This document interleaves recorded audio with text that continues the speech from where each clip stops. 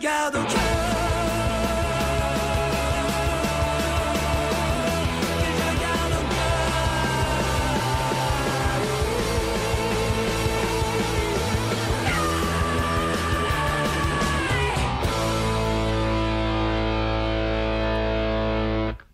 Radio Libertaire, la voix de la Fédération anarchiste. Sans Dieu, sans maître et sans publicité, voyez-vous. Dans la presse papier, il n'y a que 4 titres qui soient indépendants des grands groupes Milliardaires et compagnie, LVMH, Co. C'est en ordre, je ne sais pas, ni crescendo, ni mémi.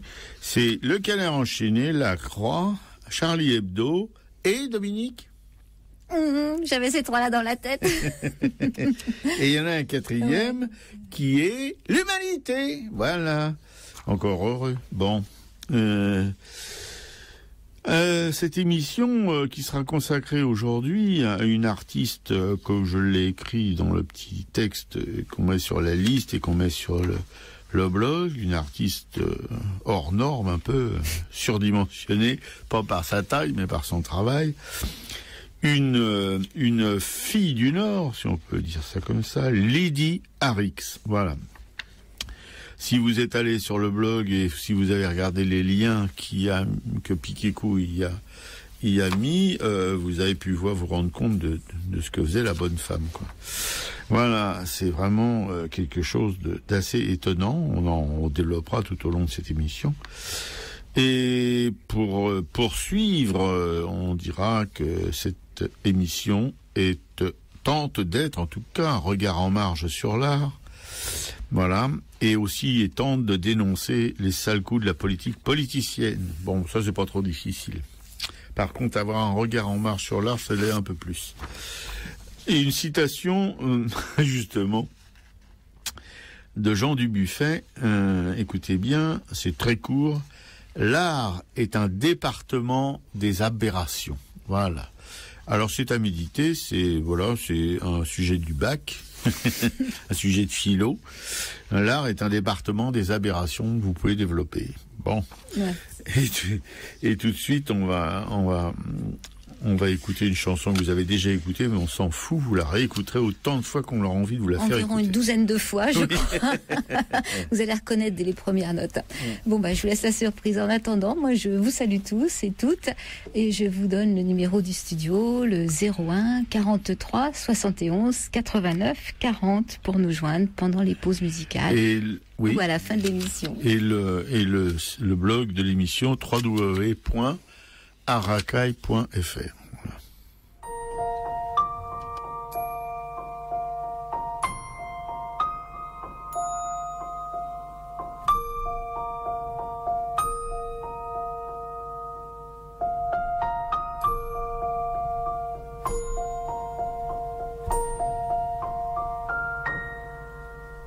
C'est bon comme un bonbon, c'est doux comme un bisou, plus grand que l'océan, brillant comme le firmament, sourire d'amour.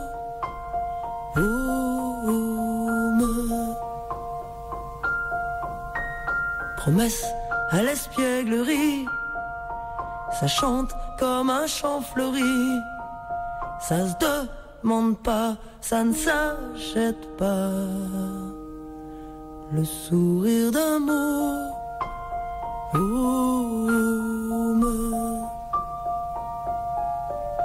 Quand il est pour toi, tu peux pas te tromper. Droit en plein cœur, pas celui d'à côté. Quand il est pour toi, tu peux pas te gourer. T'es le roi du monde et pas qu'à peu près. C'est bon comme un bonbon, c'est doux comme un bisou, aussi chaud que le soleil, la 8e merveille, sourire d'amour.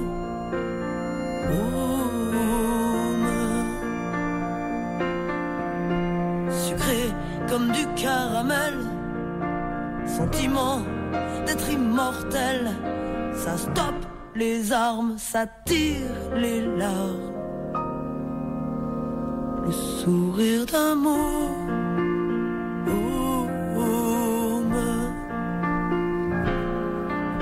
Quand y est pour toi, tu peux pas te tromper. Droit en plein cœur, pas celui d'un côté. Quand y est pour toi, tu peux pas te gourer. T'es le roi du monde et pas qu'à peu près, ouais, c'est bon, comme un bonbon.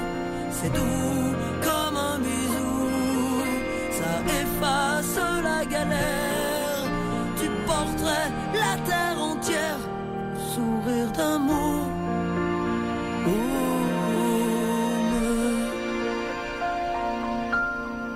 Ce petit plissement de frimousse, c'est la vie qui éclabousse. Et sacrilège s'il est en danger. Le peuple entier se lève, faut pas y toucher. C'est bon comme un bonbon, c'est doux comme un bisou. Ça se demande pas, ça ne s'achète pas. Le sourire d'un mot.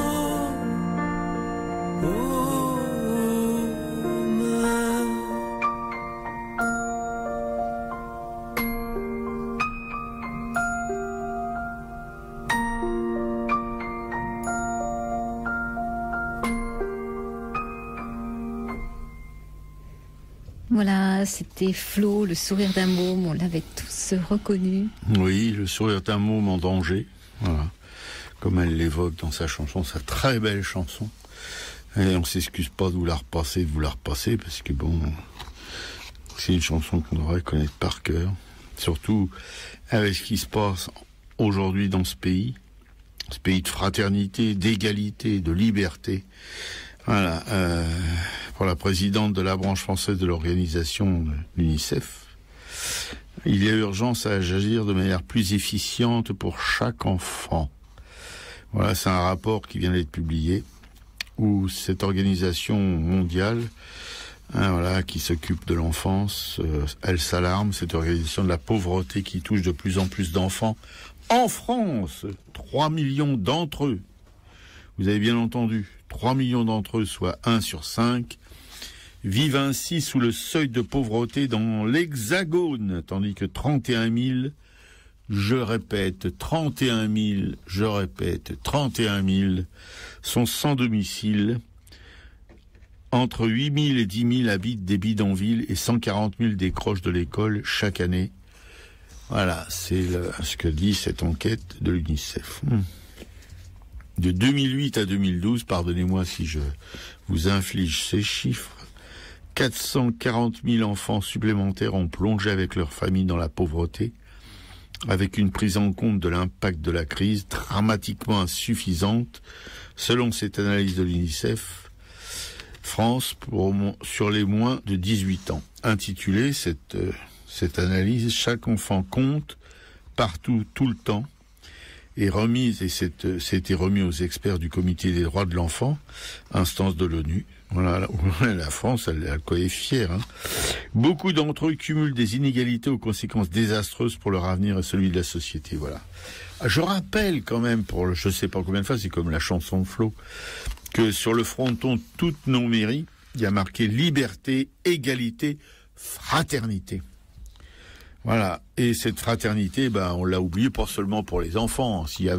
Non, je veux pas dire si avec les enfants, mais en plus des enfants, vous avez tous ces immigrés qui vivent dans des conditions abominables, dans la puanteur, dans la maladie, etc., ignorés de tout le monde, et principalement des institutions, voilà, de ce beau pays. C'est soi-disant pour pas faire d'appel d'air. Vous vous rendez compte de l'appel d'air quand on parle de misère humaine, voilà.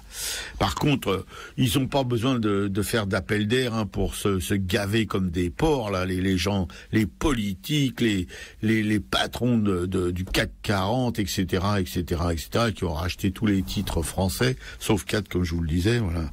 Alors eux, ils n'ont pas d'appel d'air pour eux.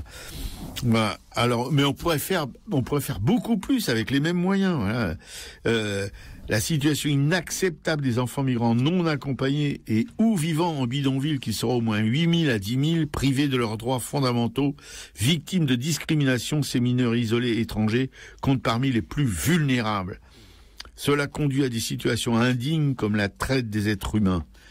C'est une alerte de Michel Barzac, présidente de la branche française de l'UNICEF. Bravo, madame. Heureusement qu'il y a encore des gens comme vous qui sont capables de se lever et puis d'interpeller les nantis de ce pays, qu'ils soient politiques ou autres, voilà, sur leur responsabilité dans cette tragédie. Il y a d'autres sujets d'inquiétude et de déception. Par exemple, la justice pénale des mineurs est également citée, de même que le système éducatif français qui creuse les inégalités.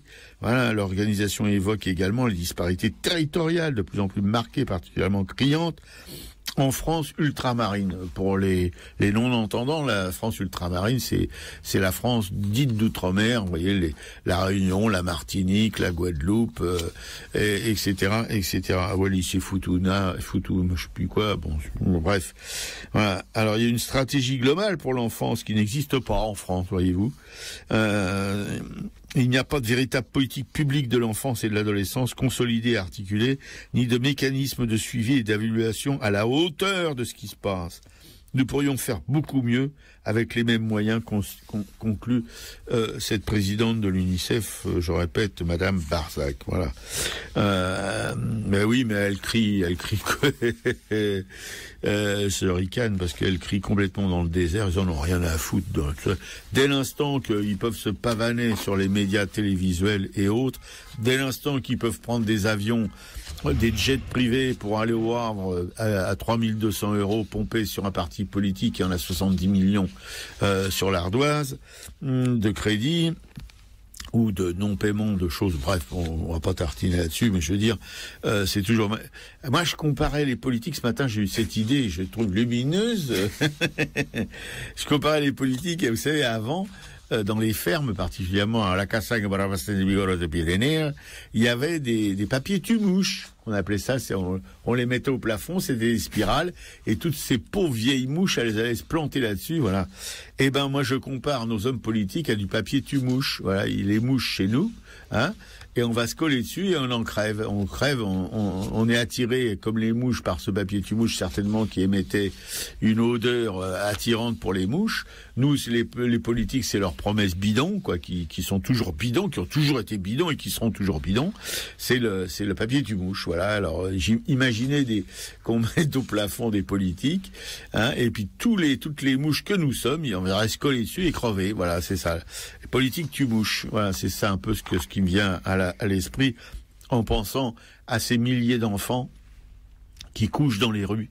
Mais qui couchent dans les rues avec leur maman, et puis des fois souvent seuls, voilà, dans un pays qui est la 5e puissance économique mondiale, voyez-vous, où il y a des hommes politiques qui peuvent prendre un avion, un jet privé pour faire 200 km, hein, voilà, ou puis alors là, j'en passe les meilleurs, hein, sans compter toutes les payes enfin tout ce que nos politiques, députés, sénateurs, ministres, sous-ministres, les gens, les présidents des conseils régionaux, les présidents des conseils départementaux, etc. Tout le monde se gave, voilà, et ils trouvent pas de thunes pour permettre au moins à 8000 enfants de plus coucher dehors, déjà, et puis aux dizaines de milliers d'autres à avoir des conditions de vie plus décentes, voilà. Et ces mecs-là, ça les empêche absolument pas de dormir, ça les appelle absolument pas de pérorer pour nous faire croire qu'ils font tout pour nous, voilà. Merci beaucoup, chers auditrices, auditeurs, de ne pas vous être bouché les oreilles pour ce petit presse-papier. Je pense pas que celui de Piquet-Cou va vous les déboucher plus, mais bon. Si moi je suis dans un truc un peu plus optimiste, mais tu sais ce que tu racontes aussi, ça me fait penser à tous les gens mal nourris de cette planète, où effectivement on a la capacité de nourrir 12 milliards d'individus et finalement on a encore 800 millions de gens qui crèvent. Voilà. On est exactement dans la même chose, quoi. Ouais, donc moi je vais parler justement des Fralib. Alors les Fralib, c'était la Française d'alimentation et de boissons.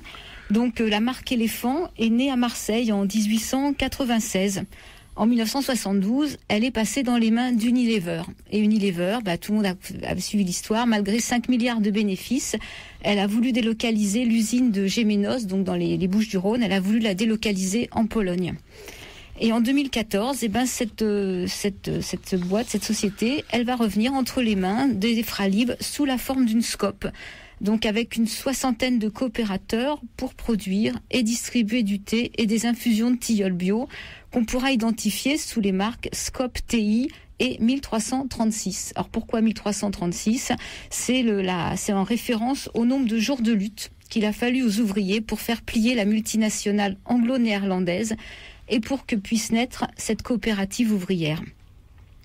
Donc l'accord arraché à Unilever octroie au total 19,1 millions d'euros pour financer ce projet des salariés de se constituer en société coopérative de production. Donc c'est la SCOP TI, un thé et infusion. Chacun des 76 salariés touchera ainsi 100 000 euros en plus des indemnités légales. Et le parc des machines, qui était estimé à 7 millions d'euros, avait été auparavant cédé pour 1 euro symbolique à la communauté urbaine de Marseille. Et ce 26 mai dernier a été le premier jour de réouverture de cette usine. Donc c'est la date anniversaire à laquelle le protocole d'accord de fin de conflit a été signé avec la direction d'Unilever. Donc cette coopérative ouvrière provençale est désormais dirigée par un trio de syndicalistes désignés par le conseil d'administration qui est issu de l'Assemblée générale des coopérateurs. L'usine a été remise à neuf donc avant la réouverture, donc on a nettoyé les tags, les graffitis, on a rangé les barricades.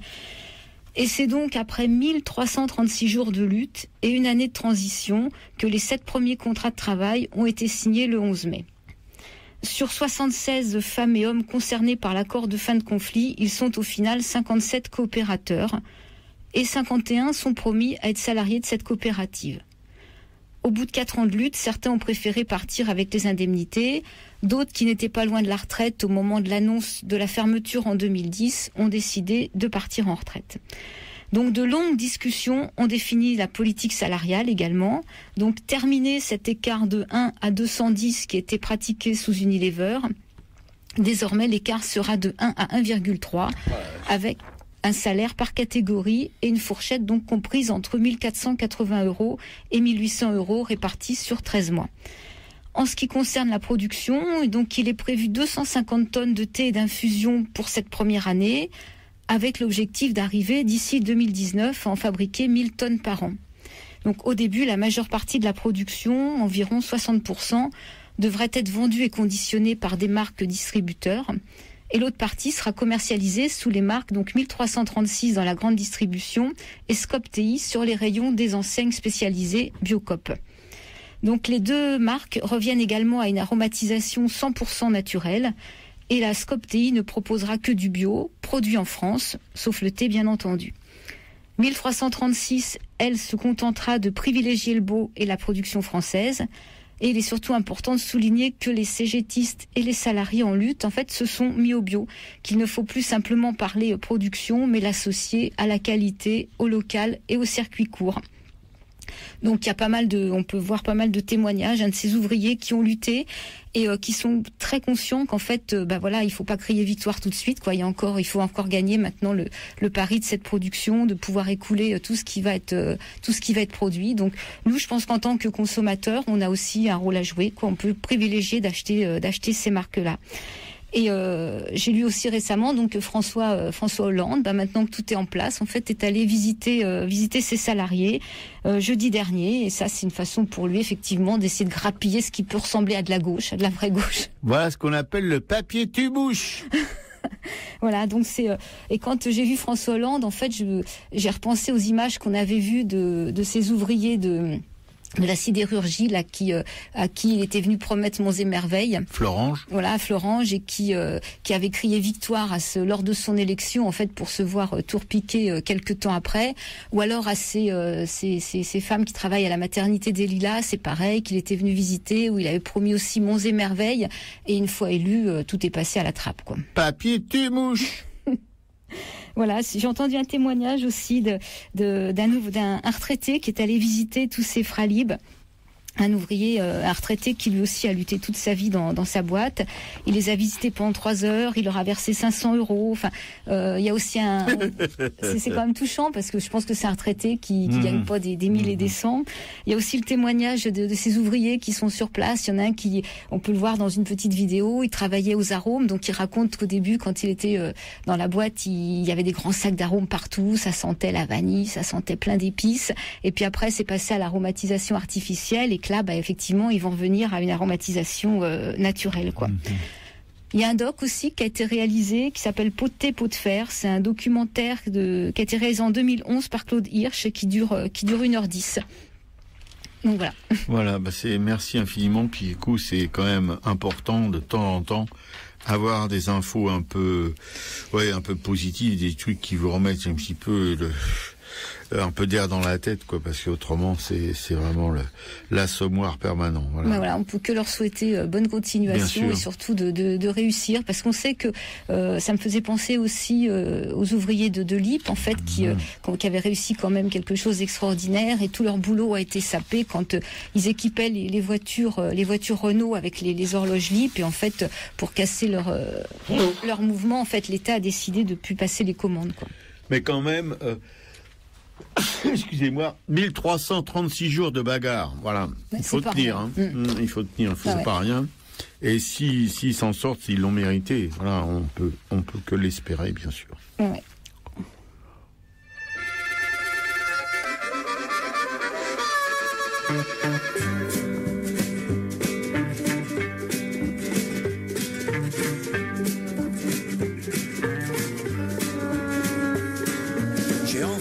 De pull en laine, mes gants usés, ma veste en cuir. Bu un fond de bord de chicorée, 6h du match, je dois partir. Pourquoi papa as-tu un gros bâton? Où est tous ces mots sur ton carton? Fiston pour me défendre, devant l'usine c'est la baston. Ça fait maintenant 3 semaines qu'on pointe devant la grille. 3 semaines à se peler le cul, et là ça devient difficile. Nos familles se serrent la ceinture, monsieur le patron a la denture. On lâchera rien, ouais on tient bon, devant l'usine c'est la baston. Hier encore les flics sont venus, mais ils n'ont pas chargé. 2-3 menaces, leurs vieilles insultes pour nous faire embaucher. Aujourd'hui ils doivent revenir, nos belles tronches dans leur ligne de mire. La chaleur monte sur nos fronts, devant l'usine c'est la baston.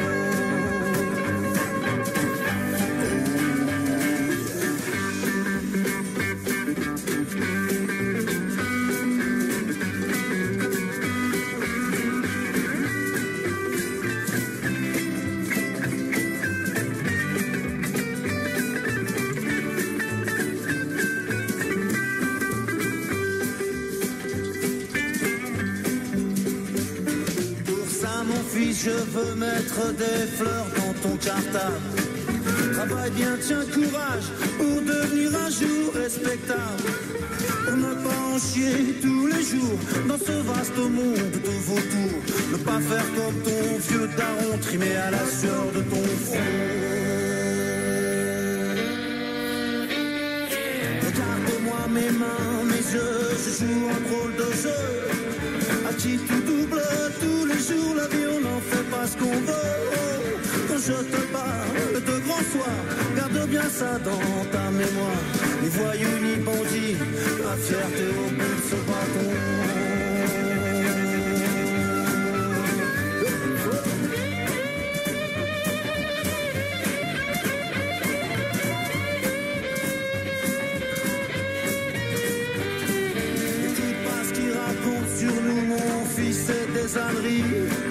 Ce sont eux qui nous tiennent en joue au bout de leur fusil. Ne t'en fais pas si maman pleure, tu vois bien que je n'ai pas peur. Prends cette bise sur ton front et surtout évite les bastons. Prends cette bise sur ton front et surtout évite les bastons.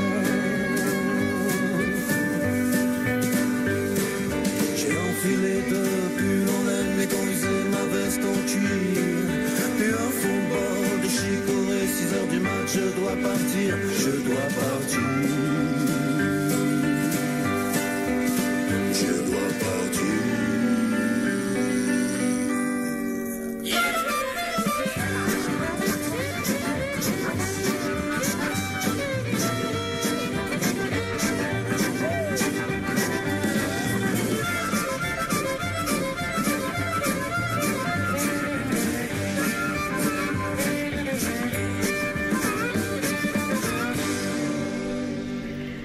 C'était Johnny Montreuil devant l'usine. J'adore le nom de Johnny Montreuil.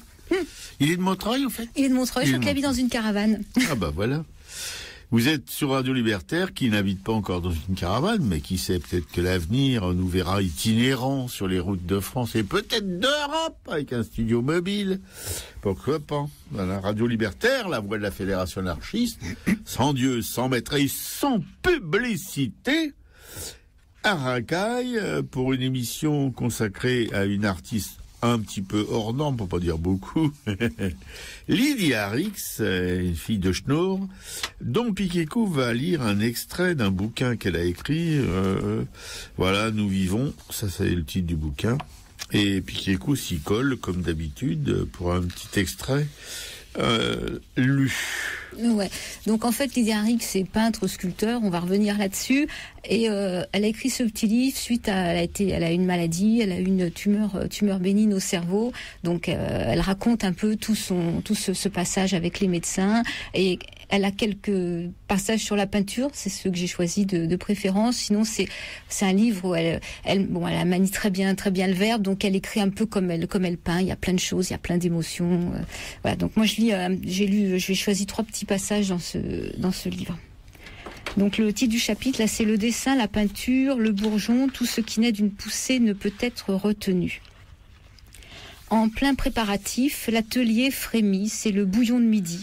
Les agrafes mitraillent, les scies, les visseuses, ça sent bon le bois, la colle, la sueur. Les grandes toiles émeries sont tendues comme si les hommes pliaient les draps. Je déguste ce moment, je piétine dans les copeaux d'une joie chatouilleuse. Peindre, glisser ma main à l'encolure chaude d'une saignée d'abondance, une jubilation de toutes les pertes silencieuses et un nouveau continent est franchi. C'est comme quelqu'un qu'on croise dans la rue, on a envie de... Et puis le pas l'a emporté. Les toiles qui ont demandé tant d'heures de fabrication, en un rien de temps sont déjà mangées.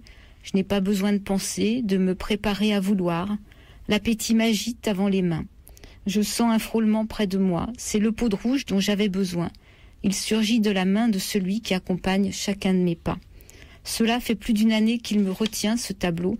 C'est comme la composition d'un vécu. La peinture se fait et se défait comme un grand maillage. Les corps s'entassent et se pressent, se bousculent, s'accouchant par tous les orifices respirants. Le flux avance et s'interrompt, se retient à la matière qui se fait glaise, terre, huiles et pigments de Judée, quelques vertiges aussi, qui chancellent et se retournent sur la toile. La cire et le sang incarnent des formes en un précipité vivant. J'assiste à la scène, il s'appellera l'infinie vie. La date de l'exposition a été reportée d'année en année depuis 4 ans. Alors, comme je ne sais pas attendre, pour oublier, j'ai continué de peindre. À présent, l'atelier est plein à craquer. Il déborde comme un caniveau en période de crue. Les grandes toiles empilées, compressées, pendues comme des quartiers de viande, les sculptures et les ombres se bousculent pour sortir. Heureusement, il n'y a pas de porte à l'atelier. On rembobine le film. Je pense à tous ces tableaux comme autant de jours dans une vie. Il n'y a pas de défaite en art, chaque œuvre a sa beauté. Les tableaux dans les vides-greniers, tout le monde dans la même caisse, pas de signature, pas de critère du beau fatal. Le tableau, pour celui qui l'aime, est toujours beau, parce qu'il est juste et qu'il révèle celui qui le regarde. C'est toi qui vois, c'est le monde du marché de l'art qui juge et qui tue, un art de posture et d'imposture. Une culture morte, comme une planète inculte où plus rien ne pousse.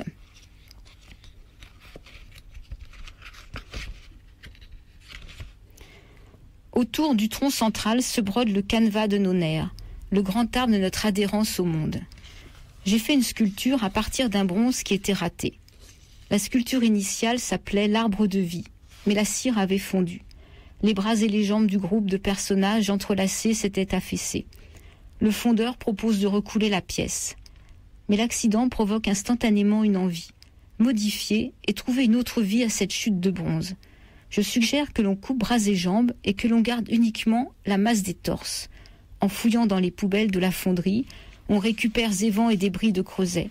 En une petite heure, chaque fragment de bronze trouve sa place. Une nouvelle sculpture naît, nous l'appelons la chair de l'arbre. Magnifique texte.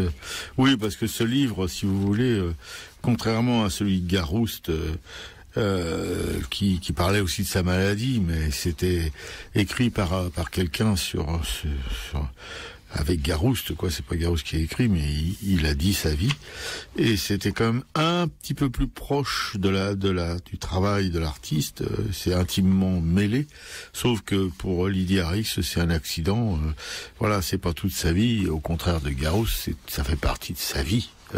À vie, on peut dire. Complètement. Et ça, c'est un peu, pour moi, c'est un peu... bon, moi, je préfère parler de son travail plutôt que de ses maladies. Voilà. Ouais, en fait, elle raconte effectivement la visite chez le médecin, les angoisses, l'attente. Donc, ça peut être intéressant, mais effectivement, le livre de Garouste, c'était beaucoup plus riche, quoi. Oui, beaucoup plus riche, oui.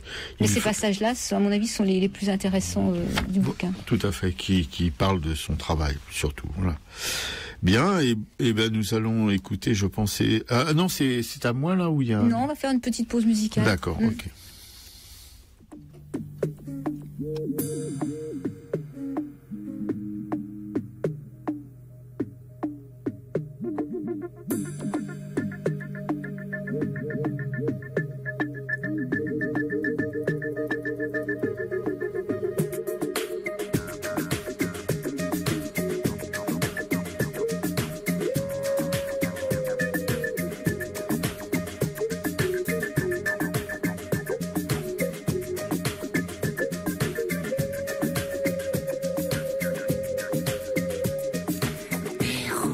De cristal, Chrisette et Saint-Maurice, mon amour sans rival, murmure des délices, il prend ma taille ronde et ronronne sur elle, pour jouer je lui gronde des menaces cruelles. L'opéra de Vermeil s'échappant du laser emplit l'air de soleil et d'ombre passagère. Ah, que la vie est belle, soudain elle éblouit comme un battement d'ailes d'oiseaux de paradis. Ah, que la vie est belle, quelquefois pour un rien, la divine immortelle, dans le mal et le bien.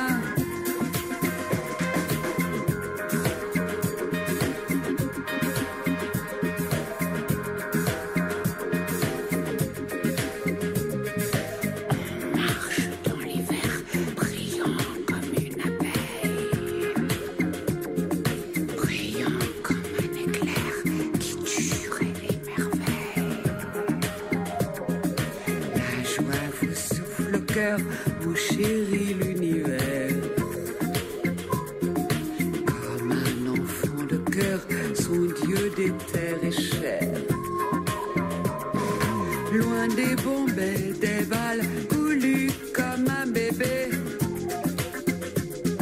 sensuel on inhale la fumée adorée.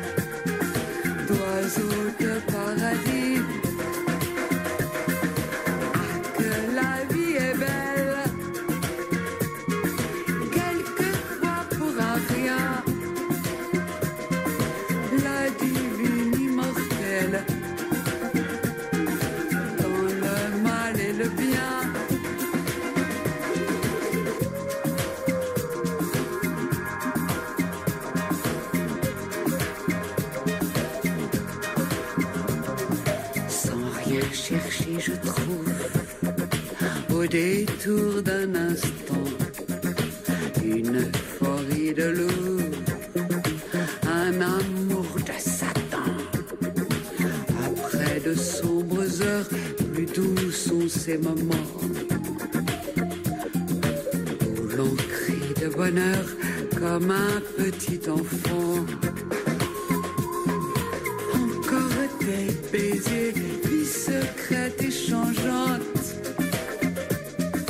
Je saurais te donner mon âme si méchante. Que la vie est belle,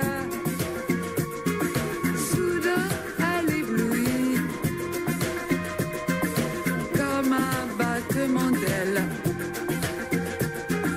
d'oiseaux de paradis. Que la vie est belle, quelquefois pour rien, la divine immortelle, dans le mal et le bien.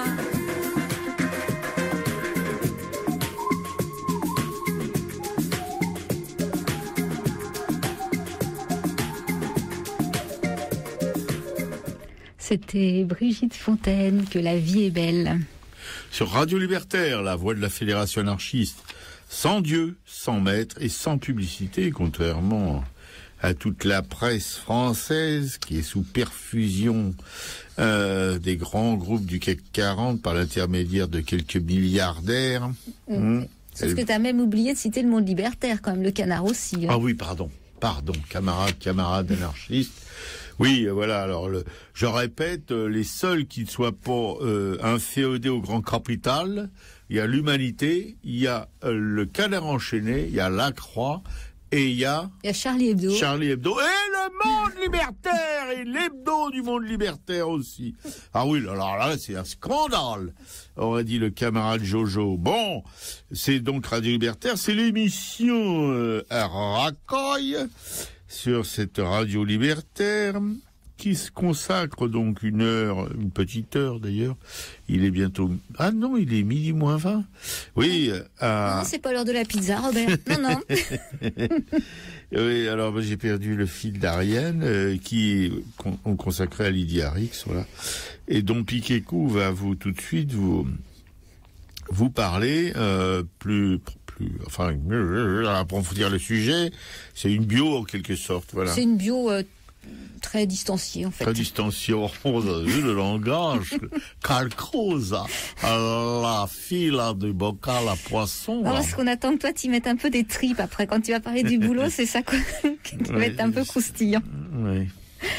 Donc Lydie Arix, c'est donc elle est peintre et sculpteur. Elle est née en 1954 à Villecresnes, donc Villecresnes en Île-de-France, de parents d'origine flamande, des parents qui ont vécu à Roubaix et qui se sont rencontrés à la Lainière, donc une des manufactures textiles de Roubaix. Après des études à l'école supérieure d'art graphique de Paris, présentée par Roland Topor, elle présente sa première exposition personnelle en 1979 à la galerie Jean Briand. Ce sont des pastels et des huiles. Pardon Dominique, tu disais quelle école à Paris ? L'école supérieure d'art graphique. Un SPG ? C'est où ça, tu sais ? Ah, ça je sais pas. Non, il faudra qu'on cherche. Ouais. Dès le début des années 1980, elle participe à des événements internationaux comme la Foire de Bâle, la FIAC ou Art Paris. Et en 1988, elle présente son travail en Belgique, en Suisse, en Allemagne, aux Pays-Bas, en Espagne, aux États-Unis. Donc sa première exposition même est présentée par Amaury Tétinger à New York, aux côtés de Francis Bacon. En 1991, Lydie Arix s'installe dans les Landes, où elle travaille sur de grands formats et elle aborde la sculpture monumentale. Là, elle s'installe dans la maison familiale, à l'origine qui était modeste. C'était son père qui l'avait fait construire sur un immense terrain. Et elle vit là avec son mari qui est photographe, qui s'appelle César Bianchi, et ses 2 fils. Et en fait, la maison va au moins quadrupler de surface. Ils vont l'agrandir. Donc, c'est un petit paradis de nature avec un plan d'eau. On peut voir des oies grises, des moutons, des chats. toute cette petite faune qui mène leur bonhomme de chemin sous les parfums qu'on imagine de la pinède derrière. Donc son atelier est gigantesque et Lydia Rix, elle, c'est un petit bout de femme tout en rondeur et en énergie qui évolue dans un monde de géants trop écrasant pour notre Robert, n'est-ce pas ? Exactement, mais... Et à partir de 1993, elle réalise une suite de fresques pour différents sites en France. Elle crée avec Alex Bianchi les Rencontres du Cadran qui accueilleront pendant 5 années consécutives plus de 80 artistes internationaux et émergents. En 1999, pour le 800e anniversaire de la Jurade de Saint-Émilion, elle présente une double exposition personnelle dans le cloître et dans l'église monolithe. Elle organise donc régulièrement des événements culturels sur de grandes scènes nationales. Elle met en scène l'art contemporain et le spectacle vivant. Elle fait des stages de créativité pour les écoles, les entreprises, les hôpitaux, les manifestations culturelles. Bon, elle n'arrête pas. Il faut pas moins d'une dizaine de pages, effectivement, d'un document Word pour recenser toutes les expositions auxquelles elle a participé, qu'elles soient collectives ou pas. Et on a le même sentiment face à sa création que ses expos, c'est-à-dire il y a une espèce d'énergie un peu compulsive, et on a quand même l'impression que c'est toutes ces énergies qui la maintiennent en vie. Donc les œuvres de Lydia Rix figurent dans les grandes collections publiques internationales. On peut la retrouver au Musée national d'art moderne de Paris, au Centre Pompidou, au Palais de Tokyo. On la voit aussi dans l'espace public, comme à l'hôpital Paul Brousse à Villejuif, au Centre hospitalier intercommunal de Créteil, à l'UFM de Mont-de-Marsan, au Max Saint-Vincent de Tirosque. C'est une fresque pour la commémoration du centenaire des arènes de Dasque en 2013. Bon, la liste est très très longue. Et enfin, dans son atelier qui est toujours considéré comme un lieu d'expérimentation, Lydia Rix recherche et adapte de nouveaux supports matériaux et pour ses créations comme des bétons spécifiques, des toiles émeries, du bois, des tissus, mais ça tu vas en parler un peu plus longuement, voilà. Et en 2014, Lydia Rix donc publie son premier manuscrit, le livre Nous vivons, publié chez Diabase, dont j'ai lu quelques extraits tout à l'heure. Donc nous sommes allés effectivement à Roubaix jeudi dernier parce qu'elle faisait une exposition dans 4 lieux simultanément, donc 2 étaient déjà finis, mais il nous restait la manufacture de Roubaix et puis la piscine de Roubaix où là on a pu voir 2 expositions. Oui, c'est ça. Ouais. Donc je vais vous parler après la pause musicale, mais donc Piquet-Cou comme toujours, c'est une excellente première de la classe. Elle vous a bien résumé un peu tout ça. Et déjà la bio, la petite bio qu'elle a. Elle est écrasante. Hein. Oui, déjà là, vous avez comme du mou dans les genoux, vous voyez. Et moi, ça s'est pas arrêté aux genoux. Donc la suite après la pause musicale. La suite après la pause musicale, si vous le voulez bien. Alors je vais expliquer quand même, j'ai choisi une chanson de Mama Béa qui s'appelle Maman j'ai peur, parce qu'en fait Lydia Rix raconte que quand elle était petite, elle est née, elle aurait pas dû vivre, elle faisait 1,7 kg et 33 cm et qu'elle pendant longtemps elle a eu peur de tout. Elle fait pas beaucoup plus maintenant.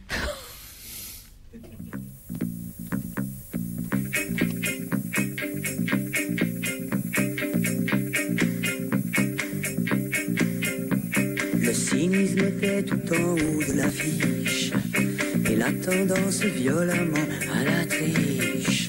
Bébé robot jouait seul dans son Walkman, le blues des grandes solitudes mélomane.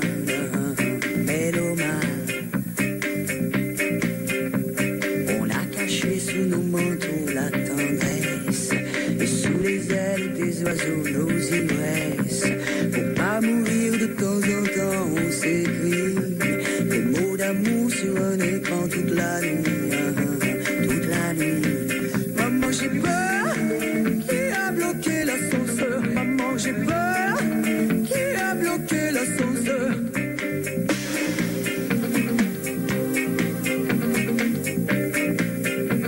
Nos rêves habitaient dans la boîte à images, dans un beau vent des ice cream soda sur les plages.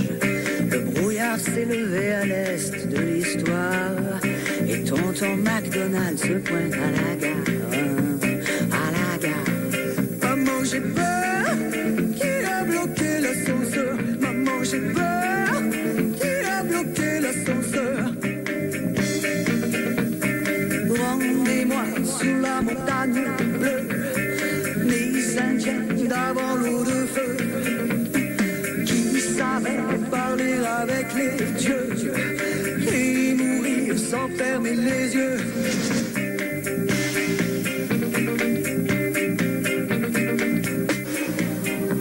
Suzanne avait peur des lumières de la ville. On l'a mise à l'abri des murs d'un asile. Bébé robot jouait seul dans son Walkman. Le blues des grandes solitudes mélomane, mélomane. Maman j'ai peur, qui a bloqué l'ascenseur? Maman j'ai peur.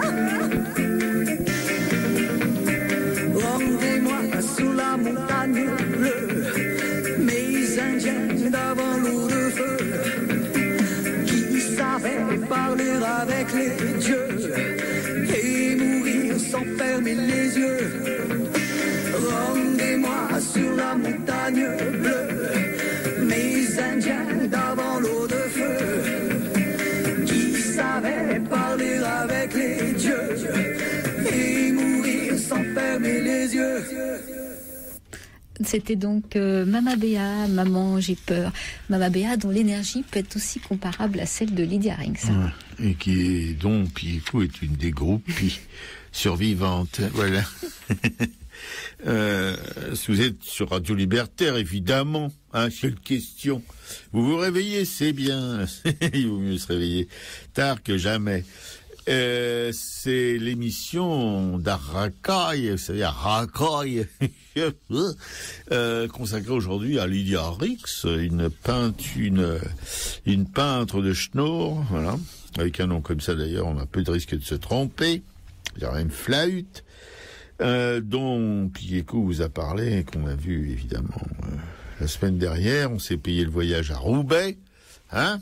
Enfin, c'est lui qui conduit une grosse bagnole là, de Nanty, ouais, un truc qui. Alors bon, la carrosserie est pas terrible, hein. Je dois dire que elle s'est bugnée, je sais pas combien de fois, dans les portes, dans les murs, tout ça. Enfin bref, voilà, il y a rien qui est vraiment l'extérieur. En fait, c'est un vrai graffiti, mais par contre le moteur il ronronne. Bon. C'est le principal. Donc on est allé à la piscine, non pas à la piscine, si à la piscine et à la manufacture à Roubaix. On commence à connaître Roubaix, mais on a été bouffé à Tourcoing, parce qu'à Tourcoing on a un petit rad là. C'est plus le fer à cheval malheureusement qui a fermé, mais c'est un autre petit rad vachement sympa. Le patron, il est un bon accent du Nord. Et la patronne, une énergie de nordiste, faut pas croire, dans le Nord, hein, ça pulse. Voilà, c'est pas le Sud bedonnant, c'est le Nord vif. Voilà. Et alors, qu'est-ce que je peux vous dire d'autre? Il faut que je parle de Lydia Rinks. Il faut que je parle surtout de son boulot. Écoutez, c'est un boulot, on n'a pas vu le meilleur, là, hein. Le meilleur, on l'a vu sur le net, mais bon. On dirait qu'elle a adapté son installation exposition là au gris, au noir des manufactures du Nord. Mais enfin bon, je pense qu'elle aurait pu mettre plutôt des trucs en couleur pour égayer un peu les lieux. Mais quoi que maintenant ils soient gais, hein, c'est pas le problème. Malgré les pointeuses, malgré les choses comme ça, voilà, c'était repeint et tout. Hein, c'est mieux que sûrement quand c'est en activité. Et puis donc elle a utilisé ces lieux. Il y a un lieu d'ailleurs, c'est à la manufacture, où il y a des grands métiers à tisser. J'étais complètement déjà son travail m'écrase un peu beaucoup passionnément à la folie. Mais alors les grands métiers à tisser, j'avais jamais vu des engins pareils, mais trucs qui font 4 mètres de haut. On se demande comment ça fonctionne, et ça fonctionne pourtant. On en a vu un plus récent, qui doit dater d'une vingtaine d'années, je pense, ou peut-être moins, qui est en activité. Il y avait une démonstratrice, une dame de la manufacture, qui l'actionnait et qui fait un immense tapis. À chaque démonstration, elle fait 3 minutes de tissage. Bon, enfin, c'est impressionnant à voir. Il y a des grandes cartes perforées qui font sur lequel est le dessin de la tapisserie. C'est assez passionnant à regarder. Alors, ça démarre avec des métiers à tisser très anciens, en bois. Vous voyez, qui marchait vraiment à la force de l'être humain, hein, si on peut dire, avec ses petits bras et ses petites jambes, parce qu'il y a des pédales à ces trucs-là. Voilà. Et puis jusqu'aux choses électriques, électroniques, je sais pas comment on peut dire. Bon, c'est tout très intéressant. Et alors, dans cette manufacture, il y a des œuvres de Lydie Harris, une ou deux ou trois monumentales, mais c'est pas les plus grandes qu'elle ait faites. Hein. Voilà, disons que c'est grand déjà, mais pas. Il y a des dessins, il y a des gouaches, il y a des. C'est dans les sculptures, c'est pas là, mais il y en a aussi, mais vraiment très peu. Bon, j'étais content de voir des grands formats, mais c'est pas mes préférés en tout cas, sauf, mais c'était pas là, c'était à la piscine. Ouais. Oui, il faut pas mélanger les deux. À la piscine, il y avait une peinture qui ressemblait un peu à un travail de Perméqueux, une marine, quoi. Voilà, sombre comme Perméqueux savait les faire. Et alors, miracle, il paraît qu'elle aime Perméqueux aussi, Lydie Harris. Et Eugène Leroy. Et Eugène Leroy, bah voilà, les grands esprits se rencontrent. Hein. C'est une phrase un peu bateau, mais enfin bon, j'ai pas mis en magasin en ce moment. Alors c'est un mélange, si vous voulez, la piscine, c'est un lieu festif en quelque sorte. Une piscine, on n'y allait pas pour se suicider. Hein. Et alors donc ils ont remis en eau le bassin, ils l'ont un peu rétréci, il est tout en longueur. On n'a plus le droit de se baigner, mais il y a l'eau et puis il y a le bruit. Toutes les 10 minutes, ils mettent un bruit de piscine où il y avait les enfants qui gueulent et tout. C'est insupportable. Mais c'est un lieu quand même assez gai, assez voilà, et où il y avait là à la piscine, hormis cette nature morte, cette marine de Lydie Harris que j'ai beaucoup aimé, c'est à peu près la seule chose. Il y en avait deux qui se faisaient face, les deux étaient intéressantes quand même. Oui, même si la première. Oui, celle de Perméqueux était beaucoup plus intéressante pour moi, l'autre un peu moins. Et pour moi, mais Piquet-Cou, elle a son mot à dire aussi. D'ailleurs, elle le dit, elle s'en prive pas. Hein. De toute façon, Lydie Harris, c'est quelqu'un qu'il faut pas toucher. Je m'en suis entendu, mais alors des trucs quand j'ai commencé à émettre des doutes sur son travail, voilà, là c'était pas la joie. Enfin bon. Et alors, elle a des sculptures aussi.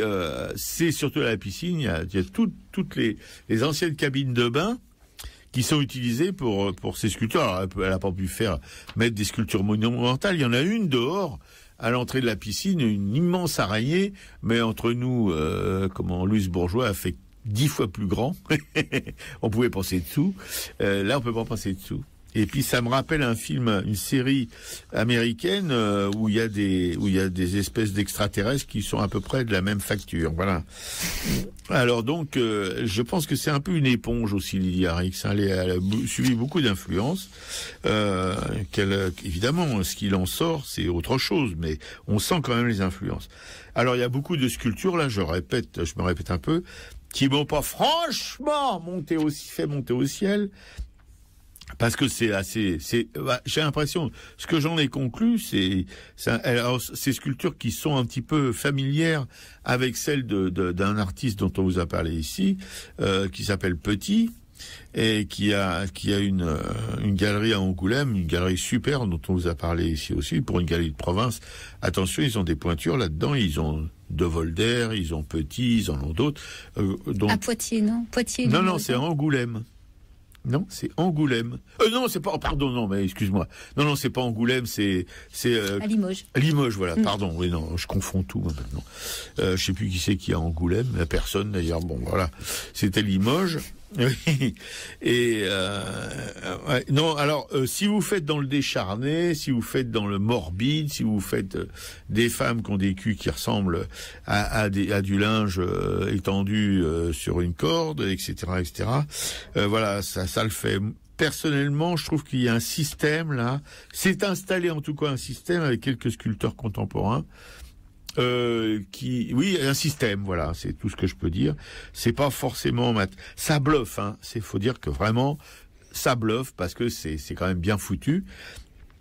C'est bronze, les plâtres, etc. C'est bien foutu, mais c'est pas, pour ma part, pour ma sensibilité exacerbée, je suis plus proche de gens comme Martin, de gens comme cette nana là,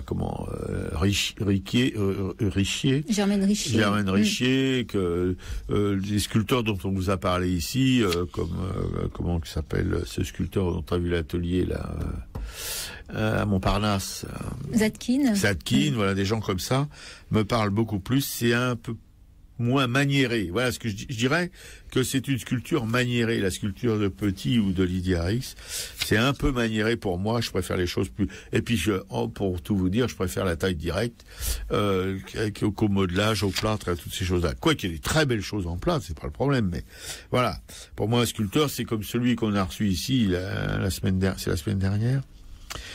Julien Signolet. Ouais, Julien Signolet, qui lui a été de l'atelier de Coutel et a appris à tailler, à faire de la taille directe. La taille directe, c'est de la ronde bosse, hein. On a des ciseaux à froid, et puis on a un maillet, une massette, tout ce que vous voulez, et on tape dans le marbre, on tape dans le granit, on tape dans toutes les pierres possibles qui peuvent exister, et on en sort des formes intéressantes ou non. Le problème n'est pas là, c'est qu'on sort des formes, mais à la force de ses petits muscles. Voilà. Alors, Lydia Rix, pour revenir à elle, bon, la sculpture, elle fait pas de taille directe, elle fait du modelage, beaucoup de modelage, plâtre, etc. Après, c'est fondu en bronze, avec beaucoup de fioritures, d'ajouts, de machins, ouais, etc. des arbres très très découpés. Hein, ouais, elle fait des choses, je vous dis, pour moi, c'est maniéré. Voilà, c'est un peu maniéré, c'est un peu les choses, on n'est pas dans le primitif, là, on est plutôt dans l'élaboré, hyper civilisé, ce qui me laisse un petit peu indifférent. Pas pour critiquer, mais j'ai pas d'émotion, si vous voulez. Voilà, ça me fait pas bouger le ventre. Et un ventre, j'en ai un. Voilà. Et mais je reconnais quand même que c'est quelqu'un qui peut pas laisser indifférent dans sa démesure, etc. Mais comme je l'ai souvent dit dans cette émission à propos aussi d'artistes prolifiques comme Picasso, etc., on peut pas pondre des milliers d'œuvres sans pondre des milliers de merdes, hein, parce que bon, il y a parfois des choses qui sont géniales, mais pas tout. Hein, il faut l'accepter. Elle a l'air de très bien l'accepter. Enfin, j'ai cru comprendre dans ce que vous a lu Piquet-Coup dans le petit texte là que voilà, elle prenait tout ce qui venait, bon ou mauvais. Bon, voilà. Alors, pour te résumer, Lydia Rix, c'est un peintre qui compte, forcément, un sculpteur aussi, mais elle n'est pas toute seule dans son espèce de trip, là, particulièrement en sculpture. En peinture aussi, d'ailleurs, on peut dire qu'il y a beaucoup de gens en ce moment qui s'expriment de cette manière. Elle, c'est peut-être un peu plus dans la démesure, enfin, dans la démesure à la mesure de son atelier, mais encore une fois, si c'est possible en art de comparer des artistes, je dirais que je suis plus impressionné et ça me fait plus bouger les boyaux, la peinture de Robert-Rolle, qui est aussi assez gigantesque, ou la sculpture de Robert-Rolle, comme son Prométhée, là, qui est en face d'une centrale nucléaire, je sais plus dans quel bled, dans le centre de la France, je crois. Voilà. Que les sculptures de Lydia Rix ou la peinture de Lydia Rix, voilà. Encore une fois, sans oublier que c'est quand même quelqu'un qui fait un vrai travail. Voilà, ça c'est le plus important pour moi. Ce sont les artistes qui travaillent, voilà, qu'ils réussissent ou pas, c'est autre chose, mais surtout qui travaillent. Et elle, on peut pas lui enlever ça. Elle travaille. Ouais, elle arrête pas. Est-ce que j'ai fait un peu le tour, Dominique? Ouais. Donc en fait, c'est vrai qu'à la piscine, elle avait son exposition, ça tournait autour des quatre éléments.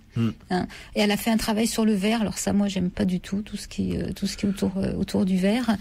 Et par contre, ce que j'ai bien aimé, il y avait un tableau qui s'appelait Visage de cendre. Moi, ça m'a beaucoup plu. Je te l'ai montré après. Tu m'as dit c'est intéressant. Oui, c'est vrai. Oui, moi, je l'avais même pas vu. Parce qu'il fallait prendre un peu de recul pour justement arriver à percevoir les yeux, le nez, la bouche. Enfin, c'était pas visible comme ça tout de suite. Oui, parce que les cabines de bain, vous savez, des piscines, c'est pas très grand. Et le tableau, il était limite trop grand pour cet espace, quoi. Ouais. Tu as vu d'autres choses qui t'ont intéressé? C'est à la manufacture. Alors il y a des choses que j'ai bien aimées. Elle a peint sur des petits mouchoirs anciens comme les vieilles personnes avaient avant, des petits mouchoirs de coton. Elle a peint une série de visages. Ça me faisait penser au travail de Kate Kollwitz, en fait, des visages en noir et blanc que j'ai trouvé vraiment intéressant. Par contre, sur le mur en face, il y avait le même travail. Elle a travaillé avec son fils, et là c'était avec un travail photographique. Et moi j'aime pas du tout. Tout de suite, je trouve que ça perd, ça aplatit tout. Enfin la photo, je trouve qu'elle était pas bienvenue. Et de même qu'elle a récupéré des anciens cartons perforés pour travailler le jacquard. Elle en a fait un grand cercle. Elle a mis de la peinture là-dessus. Bon, là par contre, c'est un petit peu les manies de l'art contemporain de récupérer des choses qui en elles-mêmes sont des œuvres d'art déjà, et de les saloper pour en faire d'autres œuvres d'art, quoi. C'est très contemporain, ça. On a l'idée de Koons à Versailles, de Fabre au Louvre, etc. On va pas en tartiner des couches là-dessus, mais bon. Donc effectivement, apparemment c'est une démarche personnelle. Elle a voulu investir ces lieux du Nord pour rendre hommage à sa famille, puisque ses parents, ses grands-parents travaillaient là-bas. Sa tante, donc à la manufacture, c'est pareil, il y a un petit tricot qui a apparemment été fait par sa tante. Donc c'était un petit clin d'œil. Et sa tante serait décédée 3 mois avant le début de l'exposition. Ouais. Sinon, c'est vrai que moi j'ai eu plus d'émotions que toi dans l'ensemble. Oui, mais t'en as toujours plus que moi, de toute façon. Ouais, je suis moins blasée, peut-être. Non, j'espère que je suis pas blasé. Mais c'est vrai que j'en ai beaucoup vu et que, bon, à un moment, il y a à l'intérieur de soi, on a des espèces de, voilà, c'est comme une machine, quoi, tu vois, ça, non, ça va, non, ça va pas. Voilà, c'est tout. Mais bon, j'ai pas de haine particulière pour cet artiste. Au contraire, je répète encore une fois que c'est probablement une grande artiste, mais que pour moi, si vous voulez, ça remplit pas toutes les cases de mon petit panthéon, là. Voilà, j'ai des préférences quand même, toujours, pour des gens comme Robert Roll, des gens comme Leroy, des gens comme Père Méqueux, des gens comme... Bref, je vais pas vous faire la liste, hein, c'est un peu pénible, mais bon. Voilà. C'est malgré moi, hein. Non, mais c'est bien. Et elle a un trait des fois qui fait penser à Egon Schiele aussi. Voilà, pas qu'un trait d'ailleurs. Pas qu'un trait. Il y a des immenses personnages là, vous voyez. C'est Egon Schiele. Alors là, par contre, en plus brutal, en moins éthéré qu'Egon Schiele, parce qu'Egon Schiele, c'est quand même très aérien. Et là, c'est un peu moins aérien quand même. Voilà, c'est un peu plus brutal, un peu plus pesant. Voilà ce que je pourrais dire. Sur Radio Libertaire. Je me réveille. Hein. Sur Radio Libertaire, la voix de la Fédération anarchiste, sans Dieu, sans maître et sans pub, Araka, une émission consacrée et qui se termine à Lydie Arix, une peintre nordiste qui vit dans les Landes. Et voilà, bon. Et puis sur cette visite que nous avons fait à Roubaix, Piquet-Cou et moi, en passant par Tourcoing, c'est mieux que de passer par la Lorraine. Eh bien, la manufacture, je dois dire que ce qui m'a presque le plus touché, en tout cas, hormis la pointeuse qui a choqué Piquet-Cou, fallait voir, elle était blême. Non mais tu te rends compte, une pointeuse? Oui, une pointeuse. Si t'étais pas, ça t'a quand même un peu fait bouger tes espèces de machins là. Ouais, parce que tout de suite, effectivement, on voit ces files de femmes qui attendent. Et comme j'avais visionné il y a pas longtemps le film de Daniel Mermet sur l'histoire populaire des États-Unis de Warzin, justement, il y a toute une séquence qui est consacrée aux luttes des femmes dans les usines textiles. Donc j'avais toutes ces images qui me revenaient. Ouais. Alors donc la pointeuse, ça l'a quand même un petit peu stoppé. Voilà. Et alors, moi, ce qui m'a stoppé, par contre, c'est qu'il y avait des écrans, voilà. Et sur ces écrans, il y en avait 7 ou 8, je sais pas. Il y avait des petits docs sur les ouvriers, les ouvrières et les ouvriers, même des cadres techniques de cette manufacture, qui étaient interviewés parce qu'ils sont en train de créer une compilation de mémoires d'ouvriers de cette manufacture et recueillent des témoignages. Et alors, je suis particulièrement intéressé par celui d'une ouvrière qui, voilà, je veux dire que les cadres techniques, ça me bouleverse pas, mais les ouvriers, les ouvrières, oui, pourquoi, je sais pas. Hein. Peut-être parce que je pense qu'ils ont plus souffert que les autres, et qui souffrent encore d'ailleurs, parce que ces témoignages d'ouvrières, qui avaient fait plein de métiers, avaient fait tous les métiers de la manufacture pratiquement, voilà. Et qui après sa retraite a toujours mal aux mains parce que elle avait des gestes répétitifs à faire et avec aussi beaucoup d'énergie, et ça lui a laissé des séquelles à vie, quoi, voilà, dans les mains, des douleurs, voilà. Et mais alors ce qui m'a le plus impressionné, c'est, si vous voulez, presque le manque de personnalité de ces ouvriers, ces ouvrières, qui n'ont aucune haine, aucune revendication, rien de pénible dans leurs souvenirs, enfin dans ce qu'ils évoquent de leurs souvenirs. C'est toujours très calme, c'est toujours très en retrait. Elles se plaignent pas, elles ont, voilà, il y a celle que j'ai écoutée. Parce que l'interview dure quand même 40 minutes. Dans la manufacture, c'est des petites séquences de quelques minutes. Mais là, 40 minutes, j'ai écouté 40 minutes cette ouvrière. Et dans les 40 minutes, il n'y avait pas un mot plus haut que l'autre, pas un regret, une méchanceté, il y avait rien qui pouvait. On n'est plus habitué du tout à ça maintenant. Les gens gueulent. Enfin, je sais pas. On n'a pas encore de mémoire de compile des ouvriers de Florange, hein, mais et puis d'ailleurs cette ouvrière, en 30 ou 40 ans de métier, elle n'a jamais connu une grève dans les manufactures où elle a travaillé, ce qui est quand même un peu étonnant. Et puis, et voilà. Mais on sent sous tout ça quand même. Hein, si on est très attentif et si on a ma sensibilité exacerbée, on sent quand même une forme de résignation, de fatalisme, d'acceptation de la condition ouvrière. Voilà, c'est parce qu'il faut dire quand même que la plupart du temps, elle se levait à 4 heures du matin, elle commençait à 5 heures. Voilà, c'était pas des journées de 7 heures, mais de 8-9 heures. Probablement parfois plus. Ouais, c'était par 2 grosses demi-journées, en fait. 2 grosses demi-journées, et elles étaient, je veux dire, il y avait seulement 15 jours de vacances, hein, voilà. Et c'était des postes vraiment, alors elles disent, alors est-ce que c'est la mémoire des anciens qui gardent que le meilleur et qui oublient le pire? Peut-être, c'est possible, mais voilà, ces journées, elles étaient contentes de travailler. Alors, attendez, ils avaient 1 quart d'heure de pause par jour pour bouffer, pour faire pipi, caca et parler avec les copines. 1 quart d'heure, parce que dans les ateliers, interdit de parler. Voilà. Il y a même une manufacture où elle a travaillé et où elle n'avait pas le droit de parler, ni d'aller faire pipi, ni rien du tout. Il y avait rien, sauf le quart d'heure de pause traditionnelle, voilà. Alors, et ça, c'est accepté. Elle n'avait pas l'air. Elle se rappelle des bons moments de ses pauses où on rigolait avec les copines et tout ça. 1 quart d'heure dans la journée. Voilà, c'est pas trop, hein. Et puis, oui, c'est ça. Et alors, ah oui, il y avait la Sainte-Catherine, vous savez, les Catherinettes. Alors là, elles avaient droit à 1 heure, les filles. Les filles qui fêtaient Sainte-Catherine, elles avaient droit à 1 heure, vous vous rendez compte? Alors c'était la fête, alors elle avait l'air vraiment, c'était un truc invraisemblable. 1 heure, vous vous rendez compte? 1 heure sur une année, voilà. Et tout ça, si vous voulez, si vous écoutez ça, si vous mettez bout à bout toutes ces petites choses-là, vous vous apercevez que c'était une vie d'esclave. Voilà, ni plus ni moins. Et je veux dire, bon, on parle même pas parce que elle, son mari est parti à la guerre.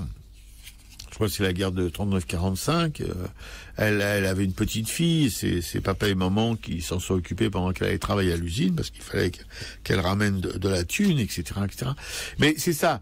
Apparemment, tout est lisse, oui, il y a pas de choses qui ressortent, mais encore une fois, si vous écoutez bien, et vous pourrez l'écouter parce que Piqueco vous a mis le lien sur le blog, vous pouvez vous rendre compte que, en fait, ces ouvriers et ces ouvrières n'ont plus de personnalité propre. Ils ont été formatés, ils ont été manufacturés, on peut dire, par ces 30 ou 40 années de boulot où on mouftait pas, où on faisait son boulot silencieusement, le plus vite possible pour gagner le plus de thunes possible parce qu'ils étaient à la pièce. Hein, évidemment. Ouais, quand ils étaient sur les chaînes de production, effectivement, c'est eux qui pouvaient aménager leur salaire. Voilà, c'est ça. Ouais. Mais ça veut dire quoi, aménager son salaire? Ça veut dire travailler plus vite, etc., pour gagner un peu de thunes de plus.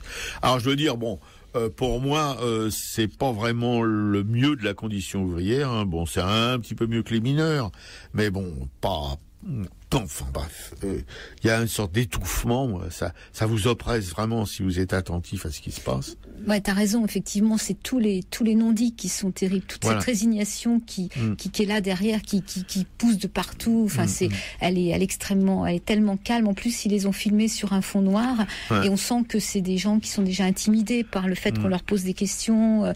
Ils y vont un petit pas. Moi, j'ai écouté d'autres témoignages. Il y a même un agent de maîtrise, mais l'agent de maîtrise, il est rentré à 14 ans aussi comme apprenti, il a franchi des échelons et il reste complètement, comme tu dis, toujours sur le même ton, qui parle de sa condition d'apprenti, ou après quand il passe cadre, bon, il parle de la solidarité avec les ouvriers quand il participe pendant 10 ans, il fait l'équipe de nuit, il parle des grèves, mais il y a quand même, c'est toujours, il encense quand même ses ouvriers et il y a pas d'animosité, effectivement. Il n'y a pas de véhémence. Ouais, à aucun moment. Alors il y a une autre femme aussi que j'ai pu écouter qui a aussi, qui travaille, elles ont leur certificat d'études et puis elles partent travailler à 14 ans, quoi. Elle était couturière toute sa vie, elle dit que, elle est contente parce que ça lui a toujours servi de savoir coudre. Enfin, c'est sûr qu'on sent derrière que c'est terrible quand même, quoi. Ouais, et on sent pas ça, malheureusement, dans le travail de Lydie Arix, voilà.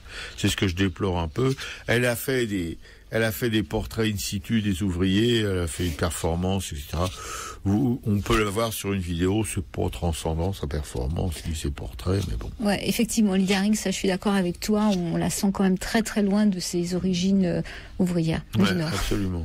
C'est presque, d'une certaine manière, hein, nous on est un petit peu en couleur de mouche, hein, pardonnez-moi l'expression, c'est peut-être presque, on avait dit le mot, je me souviens plus, comment dire, quelqu'un qui ouais, il y a un manque de pudeur de sa part. L'indécence, un petit peu. D'indécence, voilà, c'est ça, voilà.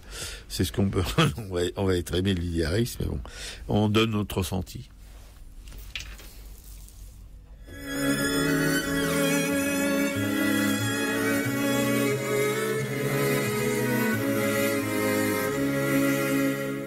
Pour chanter Veni Creator, il faut une chasuble d'or. Pour chanter Veni Creator, il faut une chasuble d'or. Nous en tissons pour vous, grands de l'église, et nous, pauvres canuts, n'avons pas de chemise. C'est nous les canuts, nous sommes tout nus. Pour gouverner, il faut avoir manteau, rubans en sautoir. Pour gouverner, il faut avoir manteau, rubans en sautoir. Nous en tissons pour vous, grands de la terre, et nous, pauvres canuts, sans drap on nous enterre. C'est nous les canuts, nous sommes tout nus. Mais notre règne arrivera quand votre règne finira. Mais notre règne arrivera quand votre règne finira. Nous tisserons le linceul du vieux monde, car on entend déjà la tempête qui gronde. C'est nous les canuts, nous sommes tout nus.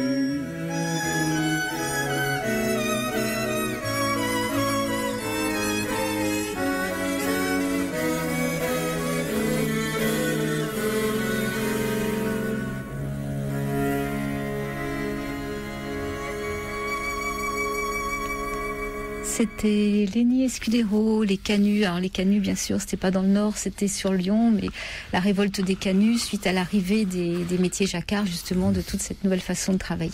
Voilà, les métiers jacquards avec les choses dont on vous a parlé, les cartes perforées, hein, voilà, que Lydie Arix a pris comme prétexte pour barbouiller. C'est sur Radio Libertaire, je suis un peu là. La voix de la Fédération anarchiste, sans Dieu, sans maître, sans pub, à Racaille, pour une émission qui était consacrée à Lydie Arix, un peintre un peu hors norme, assez pleine de contradictions, enfin en tout cas, qui est assez loin maintenant de son origine ouvrière, hein, on peut dire ça comme ça. C'est pas honteux non plus, tous les ouvriers veulent devenir riches, veulent devenir célèbres, etc., etc. Bon, c'est pas nouveau, mais bon, quand même, quand on la met en vis-à-vis avec ces témoignages d'ouvriers, ça fait un peu drôle. Alors tout de suite, on va passer aux exploits de pas manquer, que notre camarade Piquet-Coup va vous énumérer l'une après l'autre.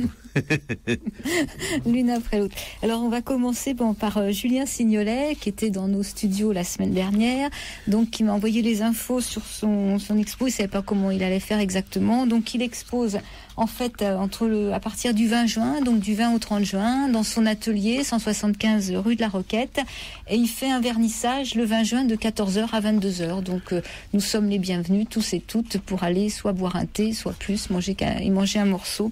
Donc le 20 juin. On peut reparler aussi d'Anne van der Linden, qui était aussi dans nos studios il y a 3 semaines, qui expose donc à Publico jusqu'au 27 juin. Ouais. Donc faut y aller. C'est toujours d'actualité. C'est toujours d'actualité aussi. Si on part un petit peu en province, il y a l'association Art Up qui a la joie de nous convier à une 3e édition d'un pique-nique artistique. Donc c'est avec Philibert qui est illustrateur. Donc c'est au 10 rue du Chapeau Rouge le jeudi 11 juin entre midi et 2. C'est à Avignon, hein, c'est ça? Oui, c'est ça, tout à fait. Ouais. Du 15 juin au 15 août, c'est la galerie Florence Basset au Moulin de la Grande Bastide à Flassan-sur-Issol. Donc au voisinage de ses frères de combat, donc Buffet, André Minot, Guerrier, Robérol, Vénard, De Galard, Simone Datte, Françoise Attenay, sans oublier Yvonne Mottet. L'Orjou y occupe une place majeure avec sa somptueuse Peste en Beauce. Un tableau qui fait 2,60 m sur 3,50 m. Et son amour sacré, amour profane, une étude de son immense âge atomique stocké dans les réserves du Musée national d'art moderne du Centre Georges Pompidou depuis 86, qui est l'année de son entrée dans les collections publiques françaises. Oui, alors on voit jamais les œuvres de l'Orjou au Pompidou, quoi. Donc là, c'est bon, c'est dans le Var. Ça reste dans les caves, oui. Ça, c'est pour nos éditeurs du Sud, hein, du 15 juin au 15 août. Et Estelle Jourdain, qui est une sculptrice que tu connais, Robert, qui fait une exposition, on avait parlé rapidement, qui s'appelle Cascade. Donc c'est une exposition collective qui est au 8 bis à Roquemaure du 29 mai au 18 juin 2015. Voilà. Bien, on a fait le tour des expos. Maintenant, je vous cause tout de suite dans le poste d'une pétition pour sauver l'atelier du non-fer. C'est notre camarade Aude qui en parle depuis très longtemps. Alors donc on se sent quand même un petit peu petit de pas avoir relayé ses messages. L'atelier du non-fer, c'est qui a voulu, dès qu'il a commencé à exister, il y a plus de 30 ans quand même, il a voulu briser le quotidien asilaire et redonner de l'élan aux personnes enfermées, infantilisées, privées de leurs droits de citoyens. Voilà, c'est un beau postulat. Christian Sabas, infirmier psychiatrique, pas tout à fait dans les clous. Il y a animé des ateliers de peinture et de musique à partir de matériaux de récupération. Les patients se font créateurs. Aujourd'hui, dans le pavillon 53 de Neuilly-sur-Marne, anciennement, comment ça s'appelle, c'est Maison Blanche, un asile psychiatrique, voilà, qui va être détruit pour faire place à 8000 je sais plus combien de milliers de logements, voilà, il y a 8000 œuvres de toiles et dessins de ces malades psychiatriques qui sont entassés. Et comme la municipalité veut récupérer les lieux qui sont clairement menacés de disparition, cette association, l'ANF, est à la recherche d'un endroit qui puisse accueillir ce fonds. 8000 œuvres quand même, parallèlement et paradoxalement. L'ANF est distinguée par une fondation qui lui attribue une aide financière pour l'embauche d'une aide à l'administration. Voilà. Alors la résistance s'organise, une pétition est lancée. Vous irez sur le blog de l'émission, vous verrez tout ça, je pense. Pico mettra ça ce soir parce que c'est tout nouveau, ça. Voilà. Enfin, en tout cas pour nous. L'atelier du non-fer, c'est 80 rue Robespierre, 93 100 Montreuil. Voilà. Allez voir aussi la vidéo. Il y a une vidéo sur le net concernant cette association qui est intéressante. Il y en a plusieurs même. Vous pourrez voir cet infirmier psychiatrique qui se bagarre toujours pour que ça perdure. Vous pouvez signer la pétition en masse, faites tourner l'info. C'est quand même impressionnant. Alors bien évidemment, comme c'est pas gardé ni rien, il y a des espèces d'abrutis qui viennent, qui foutent les toiles en l'air, qui les piétinent, enfin bref. C'est que du traditionnel, on connaît tout ça. Voilà. Et puis, eh bien, vous avez donc aussi la librairie Publico, notre librairie avec notre permanent chéri Laurent. La librairie qui continue, nom de Dieu, qui est pas morte, hein, et qui est pas près de mourir, j'espère. En tout cas, la librairie Publico qui a besoin de vous. C'est la librairie, voilà, c'est un espace militant accessible toute l'année avec des milliers de livres et puis des revues, des DVD, des CD, etc., etc. Vous pouvez adresser vos dons à Publico, hein. 145 rue Melot à Paris dans le 11e, en espèces ou cas par carte bancaire directement à la librairie ou sur notre site librairie-publico.com. Voilà. Le Monde Libertaire, l'hebdo de la Fédération anarchiste dont on vous parlait tout à l'heure, hein, qui est un des rares à vivre encore sans être accaparé par un grand groupe financier. Le Monde Libertaire qui paraît toutes les semaines et auquel vous pouvez vous abonner à la librairie Publico. Et puis faire des dons aussi. Voilà. Le Monde Libertaire et son petit copain, le hors-série qui paraît une fois de temps en temps. Et puis la radio, votre radio, la radio de la Fédération anarchiste que vous écoutez en ce moment, qui a aussi besoin de vos thunes, carte d'auditeur, librairie Publico, 20 €, si vous voulez nous aider à entretenir. Là, on a eu 2 nouvelles pendules, dites donc. Voilà, avec vos thunes. 2 nouvelles pendules, on en avait besoin parce qu'on pendule avec du rouge qui réfléchit partout. Ça clignote de partout, on se croirait dans un aéroport, mais c'est sympa quand même parce que les pendules un peu à la ramasse. Bon. Et puis donc nous avons les éditions du Monde Libertaire. J'ai envoyé la pendule, il est 12h25, il va falloir que j'arrête mes conneries. Les éditions du Monde Libertaire avec en 1968 le congrès de Carrare, je vous en ai peut-être déjà parlé, mais ça fait rien, je vous en reparle. C'est la création de l'Internationale des fédérations anarchistes. Voilà. Ça coûte 17 € plus un CD audio et c'est dans la collection Bibliothèque anarchiste. C'est sur les éditions du Monde Libertaire, les éditions de la Fédération anarchiste. Voilà. Et tout de suite, on va vous quitter, on va vous dire au revoir. On vous remercie de nous avoir écoutés. La diction parfaite de ma camarade Piquet-Cou et mes bafouillis. Voilà, ça équilibre en même temps. D'un côté, il y a la bafouillis, mais toute ton émotion, oui, d'un Robert. côté, il y a la rigueur intellectuelle de notre camarade, et de l'autre côté, il y a un espèce de... Il est pénible. Oh, il est pénible, le mec. Allez, salut les copines, salut les copains, et à la prochaine fois, faites vos provisions sur notre blog, www.fédérationanarchiste, www. Bref, c'est Arakai. Voilà. Moi, je vous dis au revoir tout le monde. Merci pour vos interventions. À la semaine prochaine. Et on termine avec Paco Ibanez. La poesia est une arma cargata des futuro.